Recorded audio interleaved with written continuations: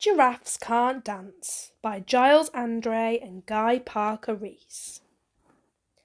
Gerald was a tall giraffe whose neck was long and slim, but his knees were awfully bandy and his legs were rather thin.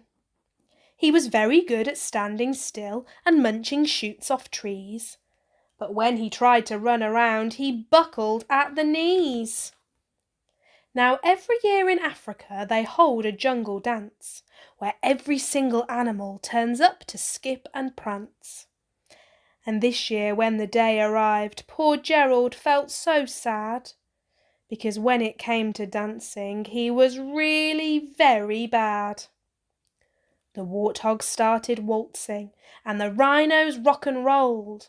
The lions danced a tango which was elegant and bold. The chimps all did a cha-cha-cha with a very Latin feel, and 8 baboons then teamed up for a splendid Scottish reel. Gerald swallowed bravely as he walked towards the floor, but the lions saw him coming and they soon began to roar. "Hey, look at clumsy Gerald!" the animals all laughed. "Giraffes can't dance, you silly fool! Oh, Gerald, don't be daft!" Gerald simply froze up. He was rooted to the spot. "They're right," he thought. "I'm useless. Oh, I feel like such a clot." So he crept off from the dance floor and he started walking home. He'd never felt so sad before, so sad and so alone. Then he found a little clearing and he looked up at the sky. "The moon can be so beautiful," he whispered with a sigh. "Excuse me," coughed a cricket, who'd seen Gerald earlier on, "but sometimes when you're different, you just need a different song. Listen to the swaying grass and listen to the trees.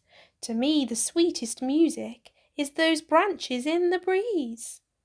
So imagine that the lovely moon is playing just for you. Everything makes music if you really want it to." With that the cricket smiled and picked up his violin. Then Gerald felt his body do the most amazing thing. His hooves had started shuffling, making circles on the ground. His neck was gently swaying and his tail was swishing round. He threw his arms out sideways and he swung them everywhere. Then he did a backward somersault and leapt up in the air. Gerald felt so wonderful, his mouth was open wide. "I'm dancing, yes, I'm dancing! I am dancing," Gerald cried. Then one by one each animal who'd been there at the dance arrived while Gerald boogied on and watched him quite entranced. They shouted, "It's a miracle! We must be in a dream! Gerald's the best dancer that we have ever seen! How is it you can dance like that? Please, Gerald, tell us how!" But Gerald simply twizzled round and finished with a bow.